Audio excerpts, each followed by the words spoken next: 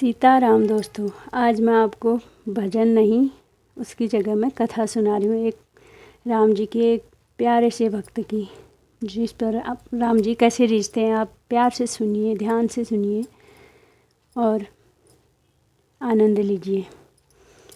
कैसे वो एक भक्त की सहजता और सरलता पर रिझ जाते हैं। आप ध्यान से सुनिए। एक गांव में एक आदमी रहता था। कलयुग की ही घटना है वो।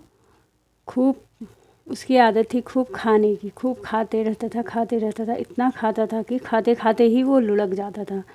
पर बहुत ही सीधा और सादा आदमी था, बहुत सरल स्वभाव का आदमी था। एक बार उसके घर वालों ने उसे बोला कि तुम खाना तो इतना खाते हो पर कुछ काम धाम कर लिया करो।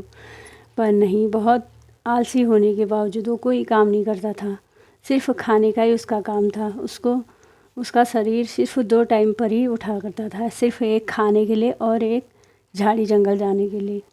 एक दिन घर वालों ने कहा, तुम न काम के हो न काज के, सिर्फ दुश्मन अनाज के हो। कुछ काम कर लिया करो, घर में क्यों पड़े रहते हो। जाओ कहीं बाहर घूमो, बाहर जाके आओ। बेचारा सीधा साधा उसको घर से बेघर कर दिया। इतना सीधा था कि वो जा रहा था, जाते जाते उसको एक मंदिर में गया। मंदिर के बाहर उसे महंत जी बैठे हुए मिले थे। महंत बैठे थे और उसने महंत जी को देखा तो वो भी उसके जैसे खूब मोटे ताजे थे। सब आदमी अपने हिसाब से ही सोचते हैं। तो वो सोचने लगा कि ये भी बहुत मोटे ताजे हैं, हम भी बहुत मोटे हैं, लगता है ये भी बहुत हमारी तरह खूब खाते हैं। इतने में महंत जी के चेले निकल आए बाहर। वो भी खूब मोटे ताजे महंत की तरह। बोले, अरे वाह, ये भी बहुत मोटे ताजे हैं, ये भी बहुत खूब खाते होंगे। सो ही हाथ जोड़कर बोला, महाराज अगर बुरा न मानो, हमको आप अपना चेला बना लो। तो महंत जी बोले, ठीक है बन जाओ।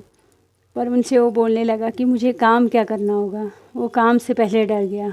महंत जी ने बोला, तुम्हें काम कुछ नहीं करना होगा, सिर्फ तुम खाना खाओ और सुबह शाम भगवान की आरती में, भजन कीर्तन में सम्मिलित हो जाओ। इतना ही तुम्हें करना है और कुछ नहीं करना है। और इसलिए फिर वो खुश हो गया और उनके साथ महंत जी के साथ रहने लगा। महंत जी ने उसके गले में माला डाल दी और उसका नाम रख दिया रामदास। अब रामदास आश्रम में रहने लगा। सुबह शाम भजन कीर्तन में सम्मिलित हो जाता। फिर खाने के लिए खाना खाया, बस सोया। फिर महंत जी ने बोला, भगवान जी की बहुत कृपा है, दोनों टाइम भंडारा होता है, जितना चाहो उतना पालो तुम। उसका मन काफ़ी खुश हो गया और मंदिर में वो रहने लगा। सुबह शाम आरती करता, खाना खाता और सो जाता।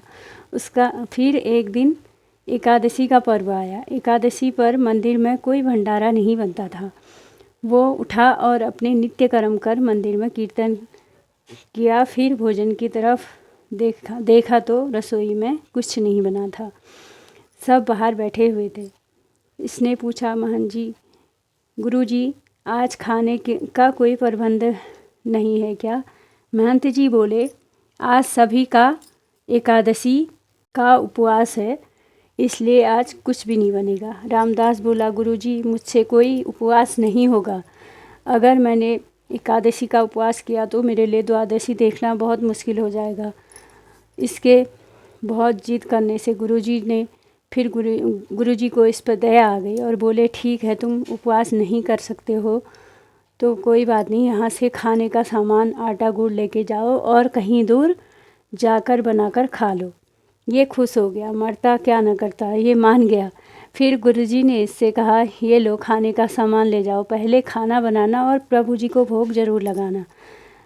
अब इसे पता था नहीं कि कैसे भोग लगाते हैं, मतलब खाना बनाना और कैसे भगवान जी को कैसे बुलाते हैं, इसको कुछ पता नहीं था। इसने सोचा कि बुला के ही उनको मतलब खाना पवाते ही हैं, उसके बाद ही हम भोजन पाते हैं। अब रामदास एक गंगा जी के किनारे चले गए। वहाँ पर चूल्हा लगाया, नदी से पानी लाए, भोजन तैयार कर लिया। फिर इसने गुरुजी से के कहे अनुसार भगवान जी को भोग लगाया। अब इससे ये पता नहीं था कि भोग लगाकर फिर खुद भी भोजन पा सकते हैं। इसने सोचा भगवान जी को सच में बुलाया जाता है।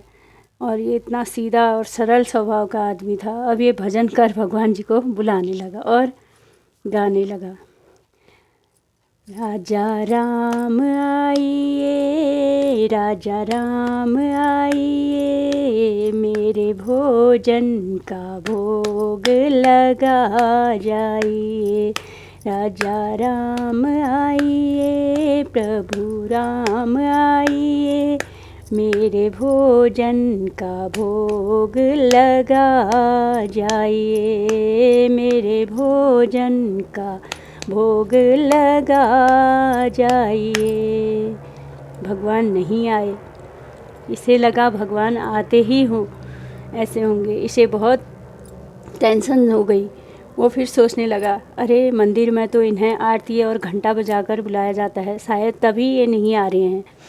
वो फिर गाने लगा बड़े भाव से। आरती अरगाना आचमनी नहीं यहाँ मेहमानी, आचमनी अरगाना आरती नहीं यहाँ मेहमानी।